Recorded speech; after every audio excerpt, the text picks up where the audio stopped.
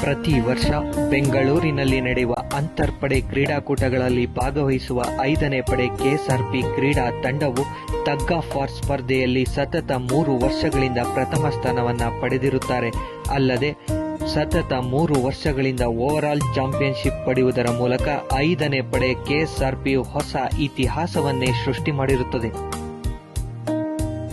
ದಸರಾದ ಪ್ರಮುಖ ಆಕರ್ಷಣೆಗಳಲ್ಲಿ ಒಂದಾಗಿರುವ ಫಲಪುಷ್ಪ ಪ್ರದರ್ಶನದಲ್ಲಿಯೂ ಭಾಗವಹಿಸುವ 5ನೇ ಪಡೆ ಕೆಎಸ್ಆರ್ಪಿ ಸಿಬ್ಬಂದಿಗಳು ನಿರಂತರವಾಗಿ ಪ್ರಥಮ ಬಹುಮಾನ ಪಡೆದಿರುತ್ತಾರೆ.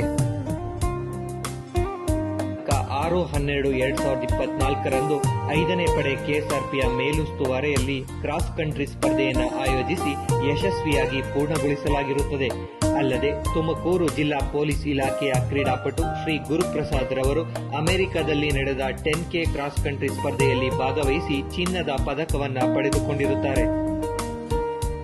ಕರ್ನಾಟಕ ರಾಜ್ಯ ಪೊಲೀಸ್ ಆರ್ಚರಿ ತಂಡಕ್ಕೆ ಆಯ್ಕೆಯಾಗಿರುವ 6 ಕ್ರೀಡಾಪಟುಗಳಿಗೆ 5ನೇ ಪಡೆ ಕೆಎಸ್ಆರ್ಪಿಯ ಮೇಲುಸ್ತುವಾರಿಯಲ್ಲಿ ಚಾಮರಾಜನಗರ ಜಿಲ್ಲೆಯಲ್ಲಿ ತರಬೇತಿ ನೀಡಲಾಗುತ್ತಿದ್ದು, ಮುಂಬರುವ ಅಖಿಲ ಭಾರತ ಪೊಲೀಸ್ ಆರ್ಚರಿ ಕ್ರೀಡಾಕೂಟದಲ್ಲಿ ಭಾಗವಹಿಸಲಿದ್ದಾರೆ.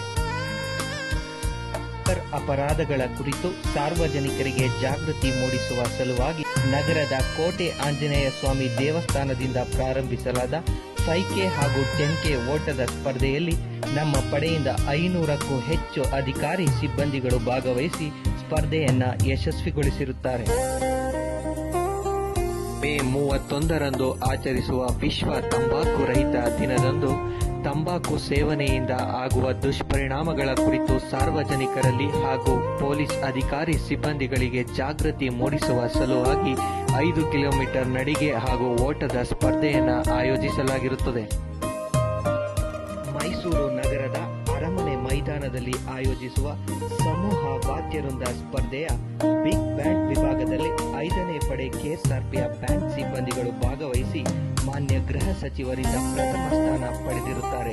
ಅಲ್ಲದೆ ಗಣರಾಜ್ಯೋತ್ಸವ ಹಾಗೂ ಸ್ವತಂತ್ರ ದಿನಾಚರಣೆಯ ಪರೇಡ್ನಲ್ಲಿ ಭಾಗವಹಿಸುವ 5ನೇ ಪಡೆ ಕೆಎಸ್ಆರ್ಪಿಯ 2 ತುಕಡಿಗಳು ಪ್ರತಿ ವರ್ಷದಂತೆ ಈ ವರ್ಷವೂ ಸಹ ಮಾನ್ಯ ಜಿಲ್ಲಾ ಉಸ್ತುವಾರಿ ಸಚಿವರಿಂದ ಪ್ರಥಮ ಬಹುಮಾನವನ್ನು ಪಡೆದುಕೊಂಡಿರುತ್ತಾರೆ. ಗಂಗಾಧರ್ ಆರ್ಪೆ ರವರು 2024ನೇ ಸಾಲಿನ ಮುಖ್ಯಮಂತ್ರಿ ಪದಕಕ್ಕೆ ಭಾಜನರಾಗಿ ಪಡೆಗೆ ಗೌರವ ತಂದಿರುತ್ತಾರೆ. ಹಾಗೂ ಶ್ರೀ ಚಂದ್ರಶೇಖರಯ್ಯ ಎಆರ್ಎಸ್ಐ ರವರು ಡಿಜಿ ಕಮಾಂಡೇಶನ್ ಡಿಸ್ಕ್ ಪ್ರಶಸ್ತಿ ಪುರಸ್ಕೃತರಾಗಿರುತ್ತಾರೆ. 5ನೇ ಪಡೆಯ ಕವಾಯಿತು ಮೈದಾನದಲ್ಲಿರುವ ಫ್ಲಾಗ್ ಪೋಸ್ಟ್ ನವೀಕರಣ, ಸುಧಾರಣೆ ಹಾಗೂ ದೂರದೃಷ್ಟಿಗೆ ಹಿಡಿದ ಕೈಗನ್ನಡಿಯಾಗಿರುತ್ತದೆ. ಹಾಗೂ ಮುಖ್ಯ ಕಚೇರಿಯ ನವೀಕರಣ ಪ್ರಗತಿಯಲ್ಲಿರುತ್ತದೆ. ವರ್ಷದಲ್ಲಿ ನಡೆದ ದೆಹಲಿ ವಿಧಾನಸಭಾ ಚುನಾವಣೆ ಹಾಗೂ ದೆಹಲಿ ಕರ್ನಾಟಕ ಭವನ ಬಂದೋಬಸ್ತ್ ಕರ್ತವ್ಯವನ್ನು ಅಚ್ಚುಕಟ್ಟಾಗಿ ನಿರ್ವಹಿಸಿದ ಕೀರ್ತಿ 5ನೇ ಪಡೆ ಕೆಎಸ್ಆರ್ಪಿ ಅಧಿಕಾರಿ ಸಿಬ್ಬಂದಿಗಳಿಗೆ ಸಲ್ಲುತ್ತದೆ. 2025ನೇ ಸಾಲಿನಲ್ಲಿ ಸೆಂಟರ್ ಫಾರ್ ಕೌಂಟರ್ ಟೆರರಿಸಂ ವತಿಯಿಂದ ಆಯೋಜಿಸಲಾದ 29ನೇ ಬ್ಯಾಚ್ನ ತರಬೇತಿಯಲ್ಲಿ 5ನೇ ಪಡೆಯ ಒಟ್ಟು 18 ಜನ ಅಧಿಕಾರಿ ಸಿಬ್ಬಂದಿಗಳು ಭಾಗವಹಿಸಿ ತರಬೇತಿಯನ್ನು ಯಶಸ್ವಿಯಾಗಿ ಪೂರ್ಣಗೊಳಿಸಿರುತ್ತಾರೆ. ದಿನಾಂಕ 26/1/2025ರಂದು ನಡೆದ ಕೇರಳ ಗಣರಾಜ್ಯೋತ್ಸವ ಪರೇಡ್ನಲ್ಲಿ ಭಾಗವಹಿಸಿದ 5ನೇ ಪಡೆಯ ಸಿಪಾಯಿಗಳು ಕೇರಳ ರಾಜ್ಯದಲ್ಲಿ ಕರ್ನಾಟಕದ ಬಾವುಟವನ್ನು ಹಾರಿಸಿ ಎಲ್ಲರ ಮೆಚ್ಚುಗೆಗೆ ಪಾತ್ರರಾಗಿರುತ್ತಾರೆ. ಜಿಲ್ಲೆಯ ನಾಗಮಂಗಲದಲ್ಲಿ ಗಣೇಶ ವಿಸರ್ಜನೆ ಸಂದರ್ಭದಲ್ಲಿ ನಡೆದ ಗಲಭೆಯನ್ನು ಅತಿ ವೇಗವಾಗಿ ನಿಯಂತ್ರಿಸಿ ಪರಿಸ್ಥಿತಿಯನ್ನು ಹತೋಟಿಗೆ ತರುವಲ್ಲಿ ನಮ್ಮ ಪಡೆಯ ಸಿಬ್ಬಂದಿಗಳು ಕರ್ತವ್ಯ ನಿರ್ವಹಿಸಿ ಕಾನೂನು ಸುವ್ಯವಸ್ಥೆ ಕಾಪಾಡುವಲ್ಲಿ ಕೆಎಸ್ಆರ್ಪಿಯ ಪ್ರಾಮುಖ್ಯತೆ ಎಷ್ಟೆಂಬುದನ್ನು ಸಾಬೀತುಪಡಿಸಿದ್ದಾರೆ. ಹಾಗೆಯೇ ಚಾಮರಾಜನಗರ ಜಿಲ್ಲೆಯ ಮಲೆಮಹದೇಶ್ವರ ಬೆಟ್ಟದಲ್ಲಿ ಪ್ರಥಮ ಬಾರಿಗೆ ನಡೆಸಲಾದ ಸಚಿವ ಸಂಪುಟ ಸಭೆಯ ಬಂದೋಬಸ್ತ್ ಕರ್ತವ್ಯದಲ್ಲಿ 5ನೇ ಪಡೆ ಕೆಎಸ್ಆರ್ಪಿಯ ಸಿಬ್ಬಂದಿಗಳು ಕರ್ತವ್ಯ ನಿರ್ವಹಿಸಿರುತ್ತಾರೆ. ಮೈಸೂರು ನಗರದ ಮೂಡ ಹಗರಣದ ವಿರುದ್ಧ ನಡೆಯದ ಪಾದಯಾತ್ರೆಯ ಸಂದರ್ಭದಲ್ಲಿ ನಮ್ಮ ಪಡೆಯ ಅಧಿಕಾರಿ ಸಿಬ್ಬಂದಿಗಳು ಅಚ್ಚುಕಟ್ಟಾಗಿ ಕರ್ತವ್ಯ ನಿರ್ವಹಿಸಿರುತ್ತಾರೆ.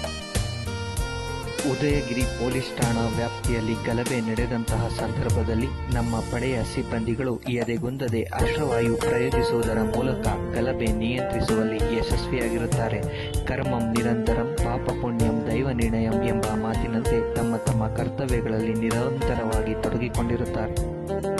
ಇಲ್ಲಿಯವರೆಗೂ ಈ ವಿಡಿಯೋವನ್ನು ವೀಕ್ಷಣೆ ಮಾಡಿದ ಎಲ್ಲ ಹಿರಿಯ ಅಧಿಕಾರಿಗಳಿಗೂ ಹಾಗೂ ಇತರೆ ಅಧಿಕಾರಿ ಸಿಬ್ಬಂದಿಗಳಿಗೂ ತುಂಬು ಹೃದಯದ ಧನ್ಯವಾದಗಳು.